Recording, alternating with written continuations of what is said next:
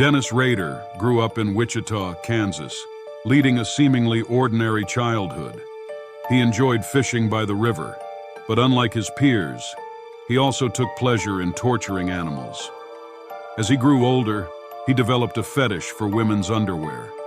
At the age of 11, after being humiliated by his teacher at school, he went to her house that evening, tied himself up with a rope, and watched her through the window.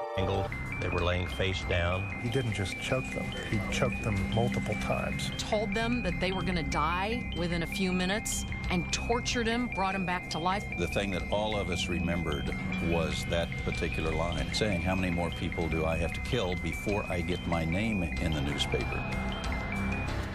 This incident was the first sign of the dark urges within Rader. However, no one could have predicted that this quiet boy would one day become a serial killer who would terrify America.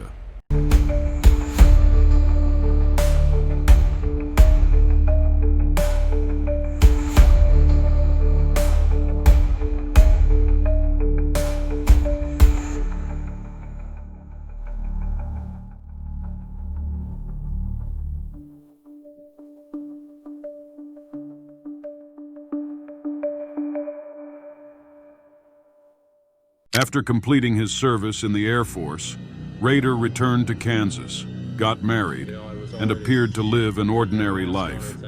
However, he harbored a dark side within him. His obsession with true crime magazines grew stronger.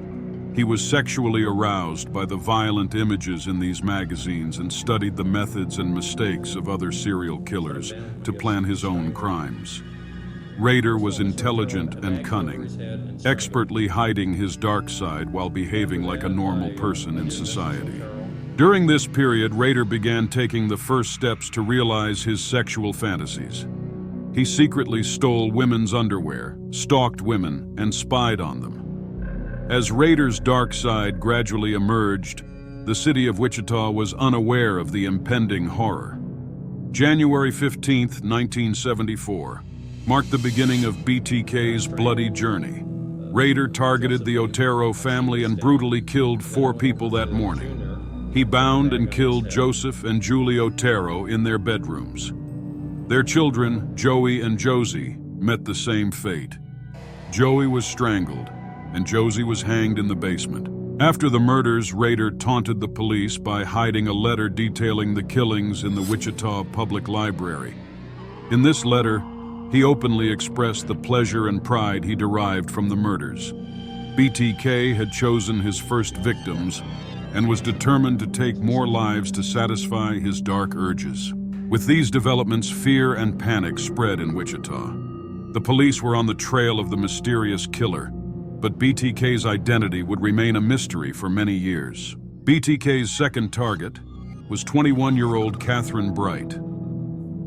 Rader secretly entered the young woman's home, but was met with an unexpected situation. Kathryn's 19-year-old brother, Kevin, was also there. As Rader tried to subdue Kevin, a violent struggle ensued between him and Kathryn. When Kathryn resisted, Rader stabbed her to death. Rader then attacked Kevin, attempting to kill him as well. However, Kevin miraculously survived the attack and managed to escape. This was the first time the BTK killer left a victim alive, which would play a significant role in the investigation's later stages. After the birth of his children, the BTK killer went silent for 3 years. However, this silence only fueled his dark urges further. After 3 years, Rader struck again, this time implementing a plan he would call the perfect murder. After completing the murder, Rader confidently called the police to confess what he had done.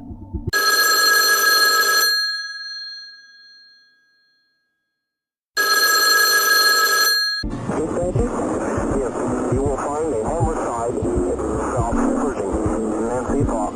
I'm sorry, sir, I can't understand you. What is the address? South Pershing. That is correct. He wanted to attract media attention and boast about his intelligence. The BTK killer had returned, and Wichita was once again in the grip of terror.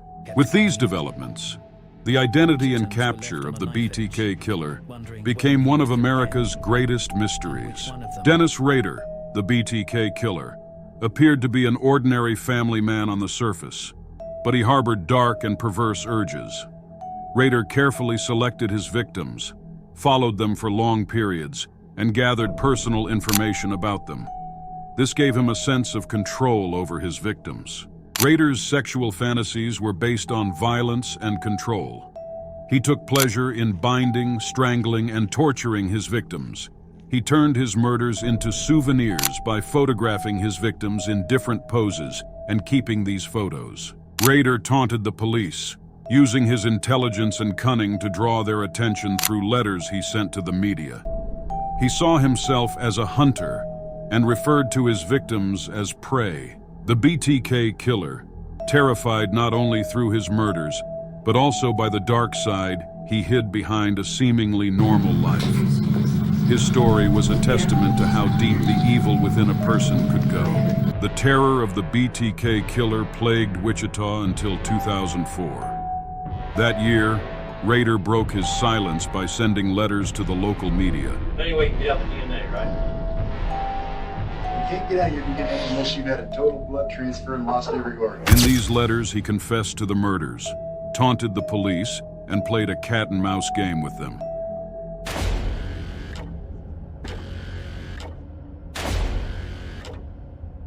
Guess you guys go. What else does? Say rule. TK. BTK. The police meticulously examined the letters, packages, and even a floppy disk sent by Rader. A deleted file on the disk revealed Rader's name and the church he worked at. This was a crucial clue, but still not enough. The police compared a DNA sample taken from Rader's daughter with evidence from the crime scenes. The results confirmed that Rader was the BTK Killer. On February 25, 2005, Dennis Rader was arrested, and the years-long nightmare ended. Dennis Rader coldly confessed to 10 murders, revealing his inhumane side in all its stark reality. His statements in court about enjoying his victims' suffering and seeing his murders as a game shocked the public. Rader was sentenced to 10 consecutive life sentences for his crimes and remains in prison to this day. The capture of the BTK Killer brought great relief to the people of Wichita. The years of fear and uncertainty had ended, and justice had been served. However, the deep wounds caused by Rader's crimes would not easily heal. The families and loved ones of the victims would never forget the pain they endured. And she loved to help people. But most of all, she loved and lived for us, her family. She showed me how to love, to be a good person, to accept others as they are, and most of all, to face your fears. This dark story also had another side. Rader's daughter, Kerri Rawson. When she learned the true identity of her father, the shock, denial, and pain she experienced plunged her into deep darkness. However, Kerri managed to emerge from this darkness and recounted her trauma, forgiveness, and hope in her book, A Serial Killer's Daughter. This book offers a powerful story about coping with trauma and loss, forgiveness, and hope, beyond just being the daughter of a serial killer. If you want to learn more about this harrowing story and how Kerri managed to hold on to life, I recommend reading A Serial Killer's Daughter. You can find a link to the book in the description of this video. The BTK Killer was not just a serial killer, but also a symbol of the evil within humans. His story serves as a bitter reminder that even those who appear normal on the surface can harbor dark secrets, and that evil is always just a step away.